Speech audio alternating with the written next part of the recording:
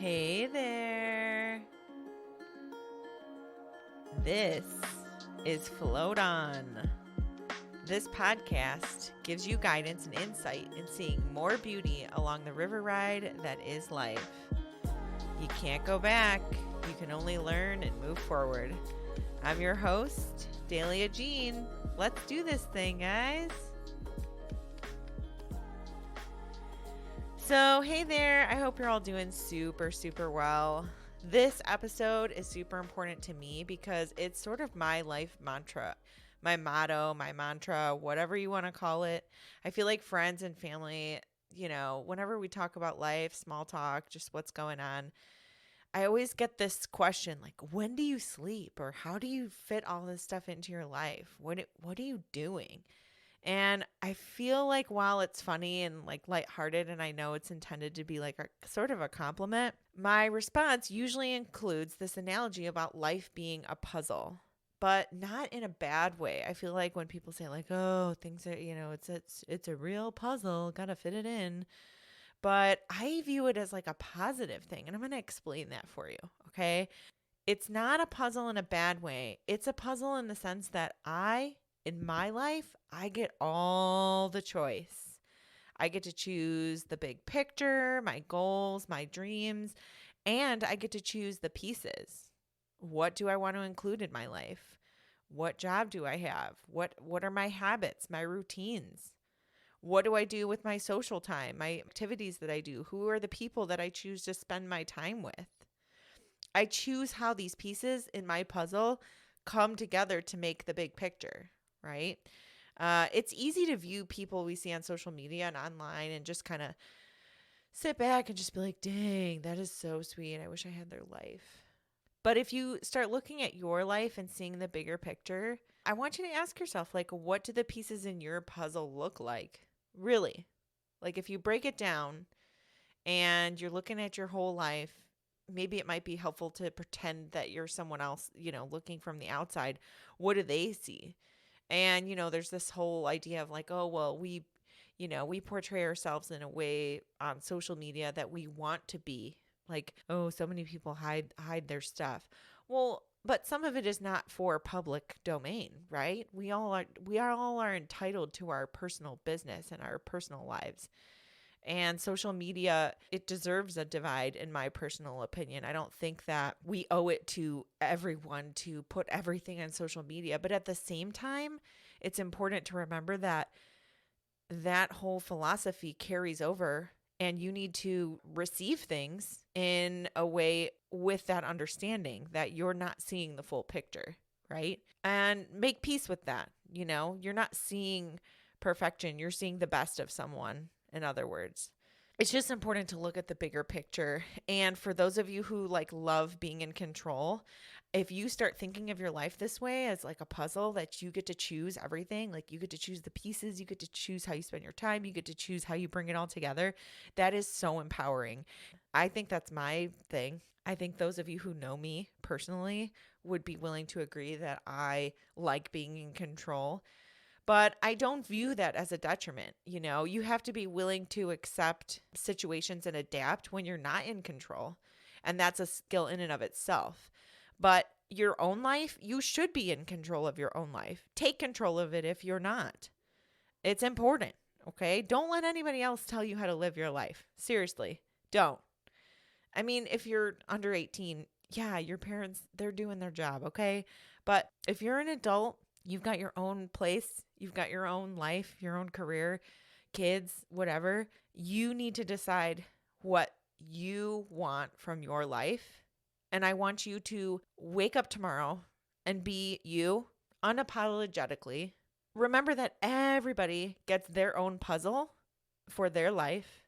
And you don't get to mess with their puzzle. You might be a piece in other people's puzzle, but they have their own and you get yours. So make your puzzle yours, right? So when I talk about this with other people and I talk about my life and how I see it like a puzzle, I get to choose the pieces. The return I have to get is, you make it sound so easy, but it's easier said than done, really. You don't really know my life. And I totally respect that. but I feel that I've had my own fair share of hardships, and I'll talk a little bit more about my journey and just how I got to this sort of mindset.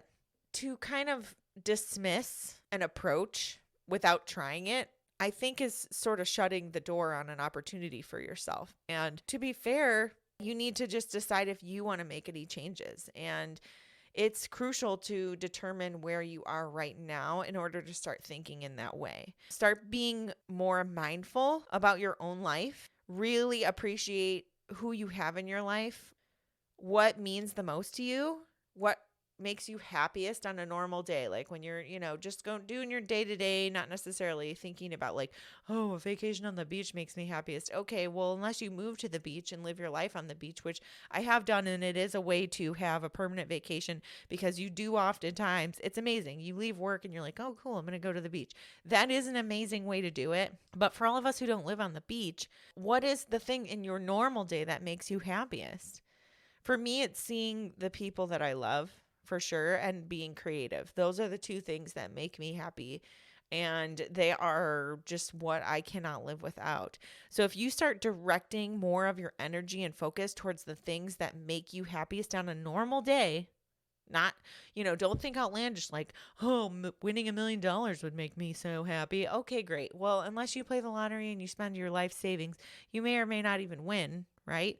But what are your guarantees? Start focusing on those things that you know you have right in front of you that you can focus on and put more energy towards. Okay. And if you do that, you're going to start seeing some changes happen. Here's a story for you that I think just is a small thing, a small adjustment that I made in my life that I personally did. And I think that when Doug and I got together, it was an adjustment for him. So when we first started dating, we started, sort of cohabitating. We were, he'd stay at my place, I'd stay at his place. He started forming a relationship with Kingston slowly. We waited a while until we were sure, because I'm not a big fan of just bringing different guys into my son's life.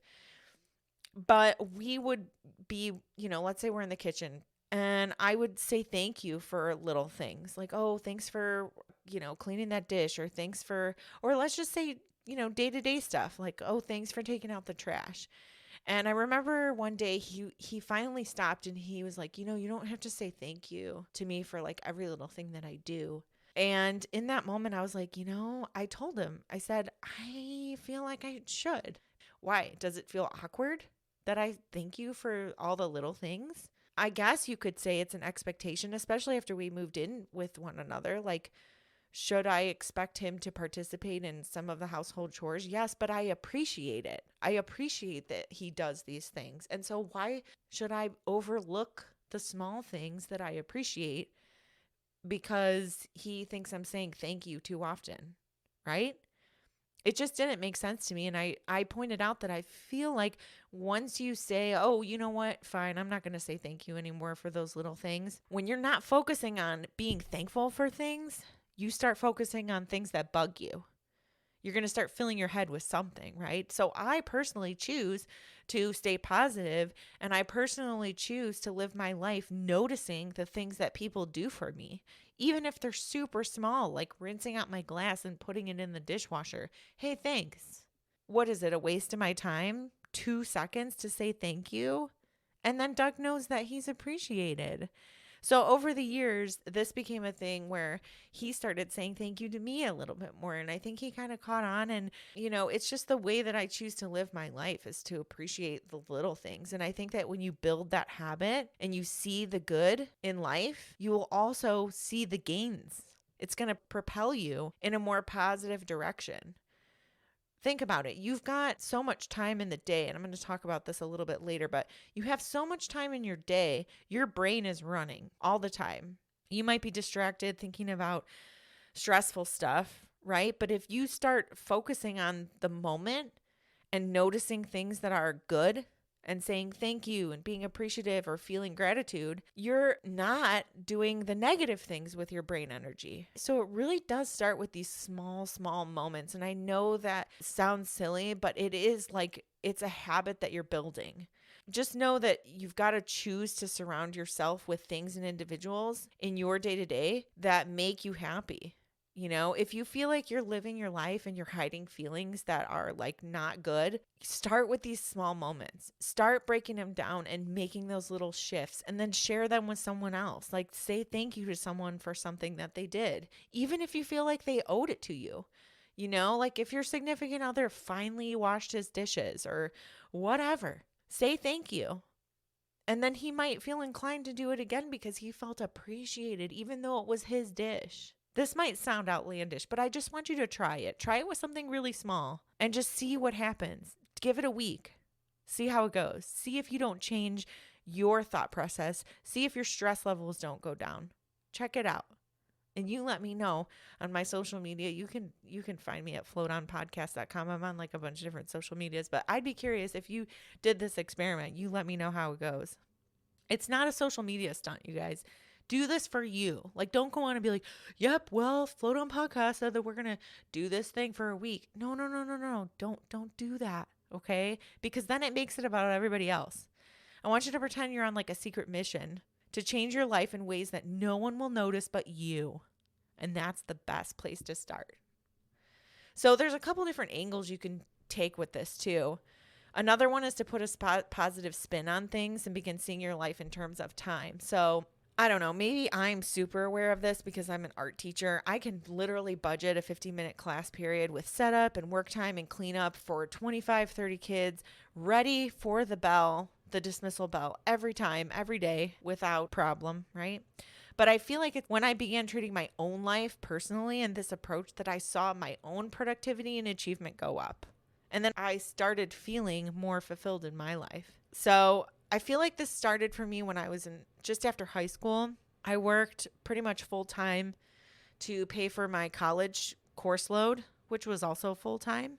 I went to a counselor and of course, had them help me plan my classes, and they break your schedule down to 5 days a week. Why? Because they want you there spending money in their cafes and, 5 days a week parking pass and all this stuff. And of course, they also don't want to have you have super long days. But what they didn't know was that I was 18 years old and I was working full time and I had to have a balance.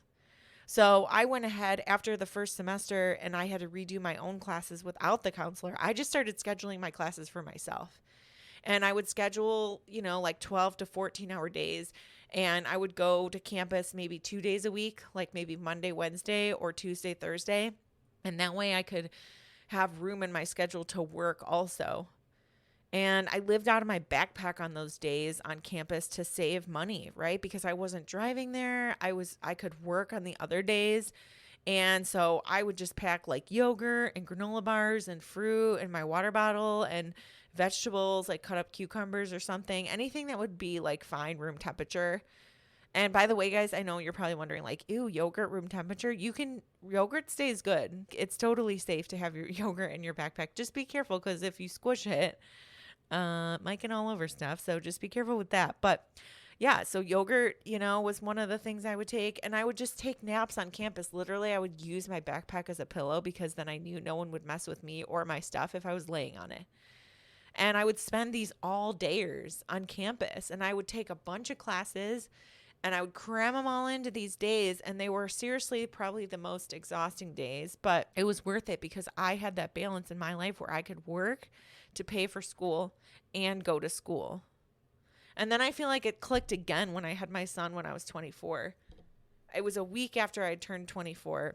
Basically, I've always been a single mom, and I kind of just pieced my life together. And of course, I've had help from my mom and other people in my family to help watch my son if I have to go to work or school or I have events and stuff like that. But his overall well-being, my schooling, spending time and raising him the way that I wanted to, taking him to fun things, making sure he got out, making sure he got, his education, all that stuff was just me piecing it together. And it really started to take shape when I bought my first home by myself. It was a really, really big moment for me. It was a symbol of my own independence. I felt like I was truly building a life that I wanted. Was it a mansion? No, it was a really cute little brick ranch. And I loved it. It was so cute. But we quickly outgrew it and we needed to move eventually. Doug moved in and, we ended up with 3 cats. I think I had only 2 when I bought that house, and Kingston started playing sports and stuff. He had stuff. Doug had stuff. I'm an artist, so I have stuff. But slowly but surely, I just keep adding pieces to this puzzle of mine. And, this podcast is an example of, well, I was already doing tons of stuff. Why did I need to do this? Because it was something that I had in my vision of my puzzle. What better time than now? We're sitting here at home all the time. When COVID crap ends, I'm going to be out. I want to see my people. I want to be out doing stuff. And so I want this podcast to be up and running by then. So what better time than now, right? It's my puzzle. It's my career. It's my son's extracurriculars. It's my art business. It's constantly learning through new projects I'm doing around the house, new DIY stuff that I want to learn, right? We're talking about building a master closet. Yeah, we're going to build it ourselves. Heck yeah, we are. Because I know I can. I already remodeled my bathroom. If I can do the plumbing and all that stuff, I can build a closet. No problem. I've written a children's book. I decided to start pursuing my master's. And here I am on this podcast with you guys. These are all things that I wanted in my big picture. And I knew that I had to get these pieces and put them in. No one else is going to do that, right? Everything in my life has a place and a purpose. It does something for me. It's an enrichment experience. It makes me a better person. And I'm fulfilling something that I want, which in turn is going to make me better. It's going to make me a better girlfriend. It's going to make me a better mom. It's going to make me a better teacher because I'm doing these things that I feel I need as a person. And some of you might be like, wow, she's really talking a lot about herself right now. I want you to think about your life the way that I think about mine. Make it yours. Make it your project. It's your passion project. If I want something in my life, it's up to me to go get it. So if you start to fill yourself with positivity, fill your life with, working towards achievements, it's going to crowd out room for drama and negativity and wasted time. We all get how many hours in a day? 24, right? Everybody. Doesn't matter who you are. Doesn't matter if you're sitting in a jail cell or sitting on a throne. 24 hours in a day, 7 days in a week. Doesn't matter where you are on the planet. How do you spend that time? Really think about it. What do you achieve in a week? What's in there? Who's in it? What do you see standing around? Who's surrounding you? Do you see any adjectives? For example, do you see like strength or more love? Or being more honest with your emotions with people? Like, what do you see in that big picture? Really think about it. Now I want you to take that big picture and compare it to your current place in life. We're going to take inventory here. So I want you to think about what you have. Maybe not necessarily just material things. What do you really have? Do you have love? Do you have happiness? Do you have trust? Do you have respect? Do you have emotional support in your life? Do you have fulfillment? What goodness do you have, and is it enough? Where do you feel like things are lacking in your life? Where do you want to see improvements? These are important questions, guys. This isn't a game. This is your life. And every single day that you live, you're getting another day older. You're never going to get that day back. Ever. It's gone. It's a part of your past. Are you going to remember it, or was it just one of the many? I know it sounds heavy. Like, wow, dang, this is crazy. Like, life is really just melting away. Yes, it is. But you can slow it down. You can slow that process down by filling it up. So you got to decide what you really want to do. I'm going to go in depth on this topic that I'm going to talk about here in a second in another episode. But I want to share it with you now so you can kind of start thinking about it. I call this term Downtime 101. And I coined this term myself. Sometimes I think I should write a book about it or something, but it's basically just about being more aware of how you spend your day and your time, like that free time that you have when you just want to relax. Well, what does relaxation look like to you, and what do you want to get out of it when you're done relaxing? Do you want to come out of it feeling unproductive? Do you want to come out of it feeling like you wasted time? Be aware of how you spend your day. Take an honest look at that downtime.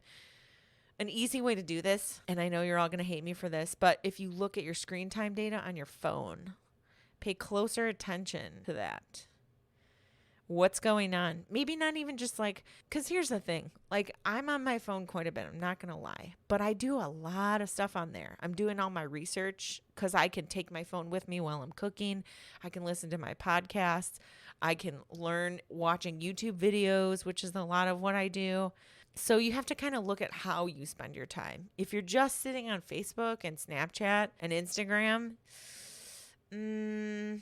might not be the most productive thing you could be doing. I'm sure it's fun. It's a way to escape reality for a while. But what are you getting out of it? What is it doing? Is it serving you somehow? How is it serving you? Are you becoming a better, more educated person? Are you becoming stronger, more emotionally intelligent? Really think about, what does it do for you? How does it serve you? Downtime doesn't have to be just down. Think of it as free time. Think of it as bonus time. Think of it as you time. It's the time that you get to work on you so you can be better for the next day, for the next week, for the upcoming year, for your next career, for your next kid. Life's going to come at you. That's why I called this podcast Float On, because it is a river ride, guys. We're going downstream. You got to be prepared. So when it comes down to it, guys, no one is going to choose a better life for you than you, but you have to go out and get it yourself, period. Don't be afraid of something that you want in your life because it hasn't knocked on your door yet. Think about it.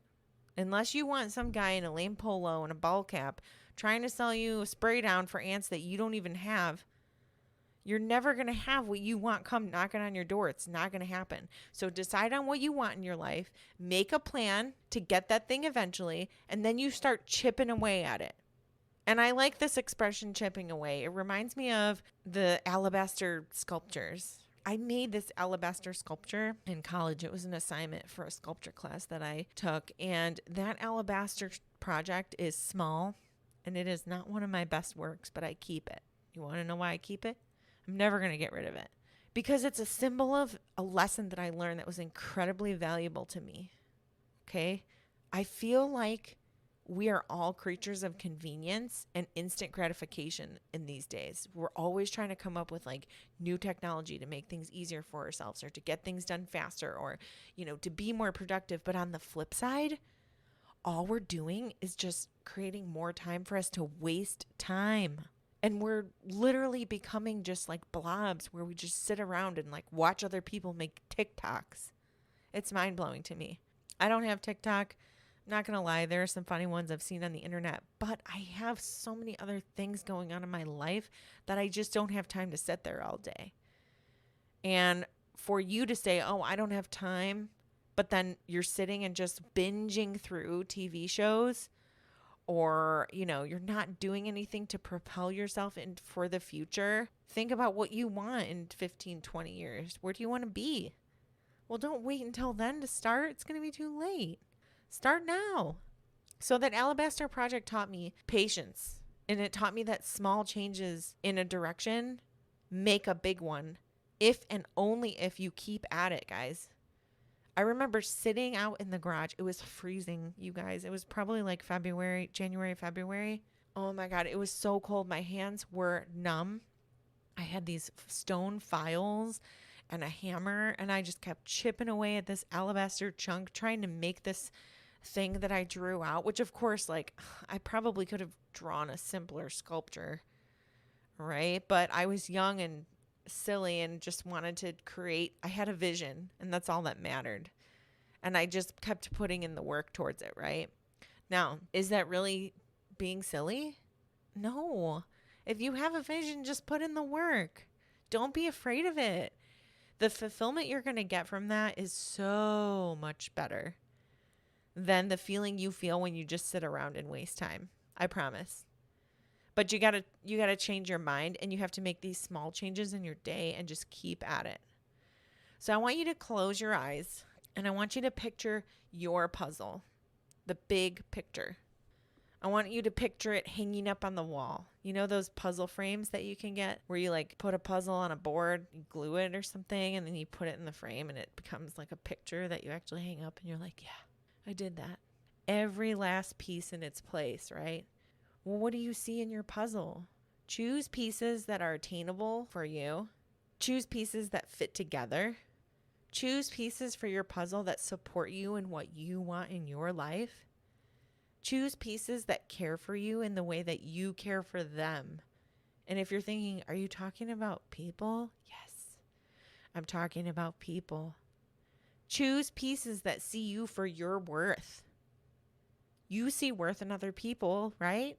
And if you don't, then you're not surrounding yourself with the right kind of people. All these pieces are going to become equally important because without any single piece, any piece could be missing. It doesn't matter which one, but if one is missing, your puzzle's not complete. The big picture is not complete. So you need to be really, really honest about what your vision is for your life. And then you start making a plan and putting it in place. And I don't want you to be afraid of it. Start with these small things, these small moments of gratitude. Start with that mindset. We're going to talk about mindset more in another episode. But I know that you can do this. And I know that you can start. You can start today. You can start right now if you want. Pick something. We talked the last episode about learning. Pick something you want to learn about and just start learning. You will be surprised at where this journey takes you if you can just start now. Don't wait. Before I let you guys go, I just want to relay a heartfelt thank you through the sound waves from my soul to yours. I appreciate your time. I really hope that you enjoyed this podcast. And if you love what you've heard, please, please, please leave a review. Subscribe so you get notifications of this podcast. Share this episode with someone that you feel might benefit. And head over to floatonpodcast.com. You can add us on social media and see updates. Thanks again, guys. Have a great day. I will talk to you soon. Bye.